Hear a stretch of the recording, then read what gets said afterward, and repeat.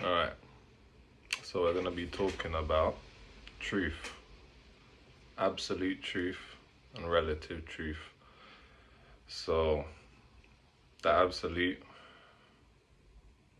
there's only one absolute. So essentially what absolute means is a truth, or the truth that is true in any condition. And when we're saying relative truths, we're talking about truths that are only true in certain conditions. So the problem with nowadays is that, how can I put it? Yeah, there's this idea of facts and like absolute truths, but that there's many absolute truths. Like, for example, that, like, I don't know, like 1 meter is 100 centimeters, or the sky is blue, or I don't know, anything, like any of these things that we hold as like solid facts. But actually, these are all relative truths. So the absolute truth, as I said, is true in all conditions, is unconditional truth. So this, in my idea, is essentially what God is, or what people would refer to as God, or whatever kind of name, Allah, or whatever. It's essentially,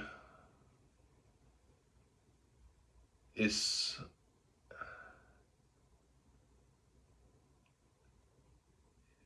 essentially like all the relative truths are like pieces of the whole.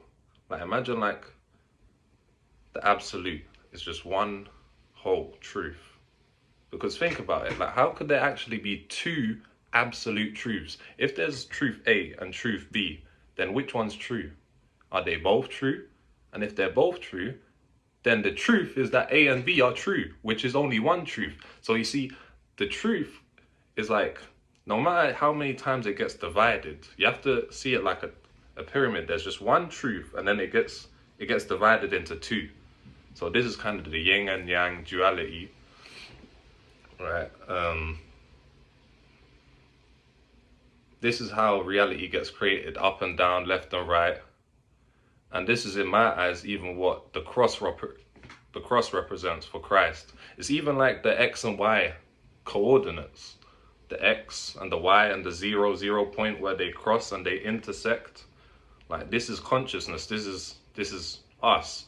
We are in the middle of it. Even another analogy is like Jesus. They call Jesus the sun. The sun is like the center of the solar system. Everything orbits around it. If you actually think about it, if reality, let's imagine it's a field, an infinite field, like space. Like we say, like space is infinite. It has no edge. It's boundless. How can I put this?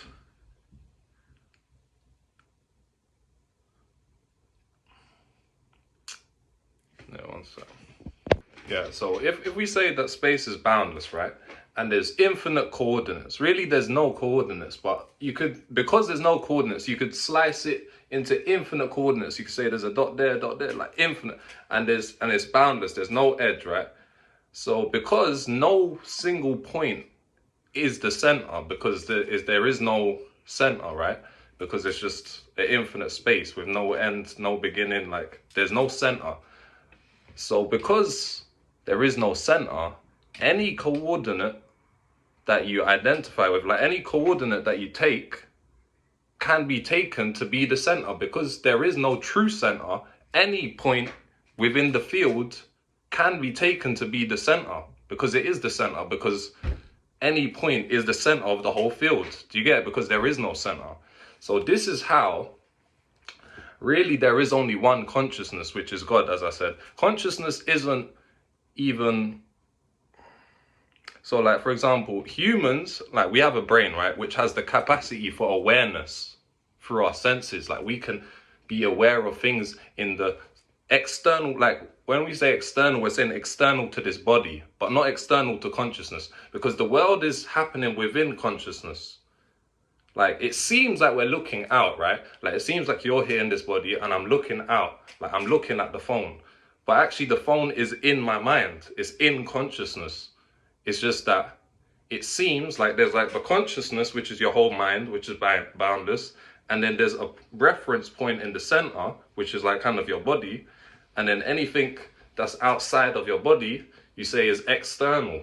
And then you say, like, for example, thoughts and emotions are internal because it seems like it's internal to your body. But all of these things are all happening within consciousness, which has no bounds. But consciousness, as I said, isn't something that only humans have or only animals or anything. Like, consciousness isn't actually a thing. It's a capacity of the absolute truth or God to recognize itself as being true. So, and this is a scale. So like you could be like completely, like what we could even call, what we might refer to as unconsciousness could actually still be, it's still conscious, because how are you even aware that you were asleep? How are you even aware? Sometimes you might wake up and think, oh, I only slept for a short amount of time. Like, yeah, like you weren't aware of anything, as I said, external to the body, but you were still conscious of the sleep itself, which had no attributes, because your awareness was shut down. When I'm saying awareness, it refers to your senses, the awareness of the external world in reference to your body. But consciousness, awareness, like think of like there's consciousness, and awareness can be switched on and off within consciousness. You could still be consciousness without being aware, right? But consciousness can't be lost. But consciousness itself is also a scale which can go from like 0 to like infinite, which is just the higher you go, this is kind of what enlightenment, all of these things, what these yoga people or whatever, all the religions, like actual, like how religion was truly, this is kind of all where it was going towards. Now it's kind of gone down to just belief systems, and a lot of the, I'm sure there's some people who are religious who are like conscious of this, but I feel like most people, they just believe in what the book says, believe in this and that, which could have been corrupted through time, all of these things.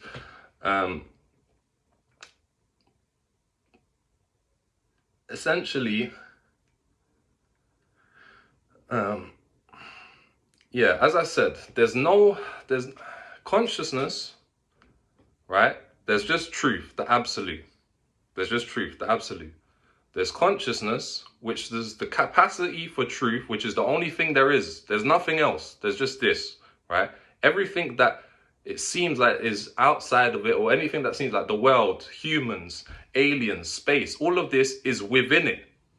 Do you understand? Like, think of it like an infinite screen. Like, you see when you're going to the cinema and you're looking at the screen, and then you see a human, and then like this galaxy, and then they're flying from that galaxy to that galaxy, but it's still just on the same screen. It's just different frames on one screen. Do you get what I'm saying? So there's just one screen, which is always itself, and it's never changes. It's just this, eternal, infinite, right? And then within it, there's like infinite frames, and you could look at it from that angle or that angle or that angle, and it'll look like different. It'll look different from different like angles. So essentially what it is there's only one person, God, which is conscious, and it incarnates as us, as humans, and we're looking back at itself. So like, imagine there's truth, and then we've spawned into the game. Like, imagine like GTA, you created the game, then you created Franklin, and then now you've turned off God mode and everything, you've turned on the console, and now you're playing as Franklin. But you've forgotten, like you made it so that you forgot, so you can enjoy the game now. Right, I'm Franklin, this and that. But actually you created the whole thing. You're the whole game, the screen, the software, the hardware, Franklin, the person playing it, everything, if you get what I'm saying. But all of these are just different, they're just different categories and boundaries within the one field of consciousness. So as I said, the absolute is just this field, the truth. And as I said, when I say the truth, what am I referring to? The truth is simply what is the case.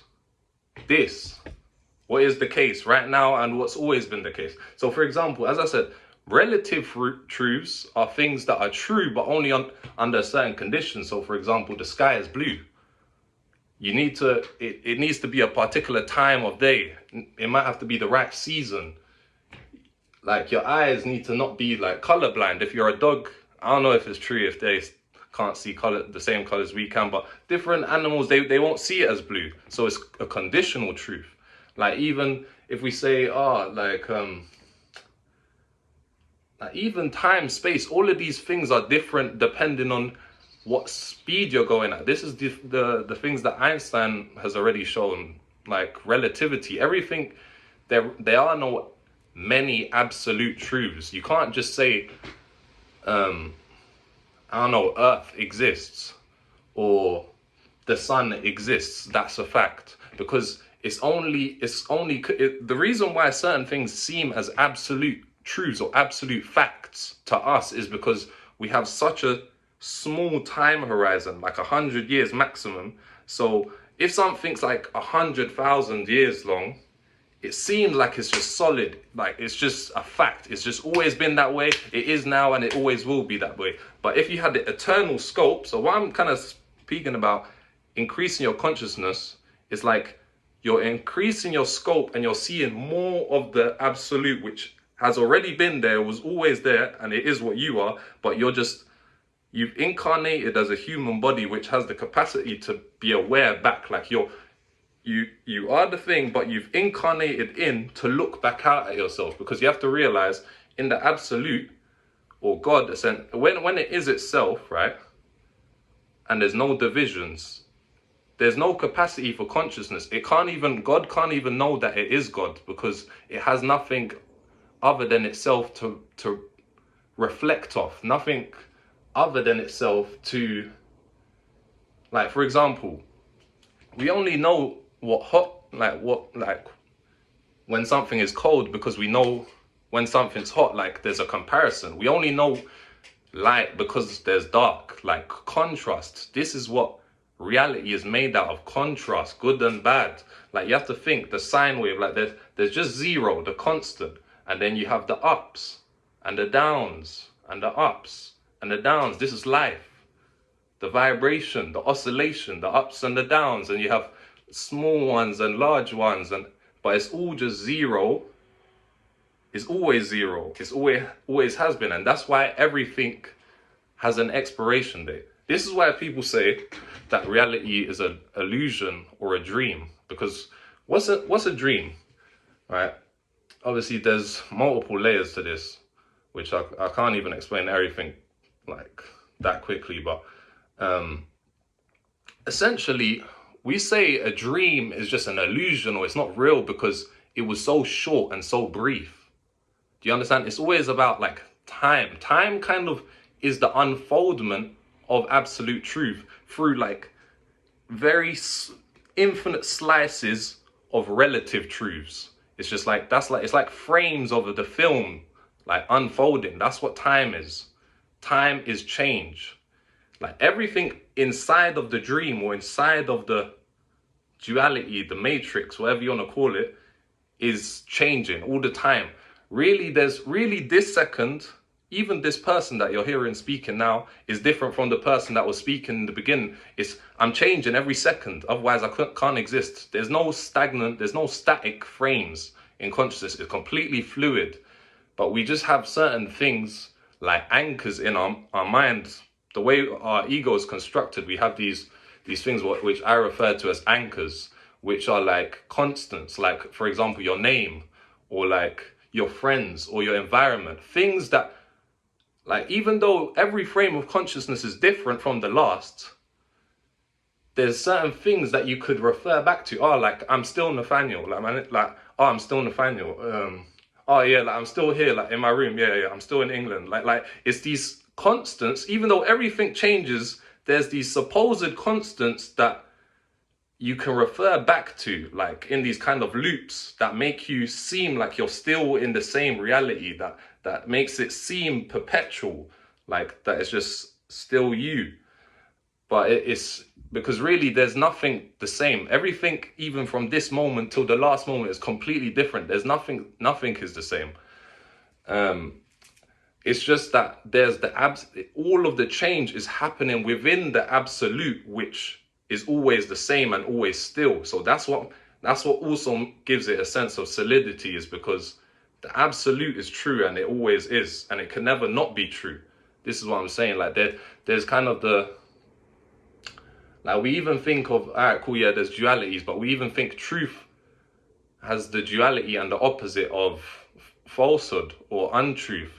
But even that's essentially the first kind of relative split. There's just the absolute truth, and then it gets split itself into relative like truth and then relative falsehood. Because even falsehood, even things that are false, they have to have some kind of, it's true that it's false. Do you see? Like the absolute encapsulates all.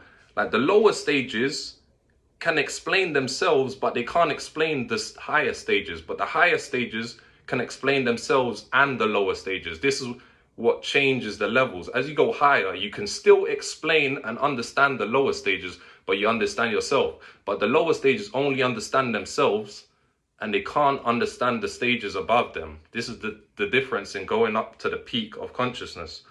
So, yeah, I don't know. I don't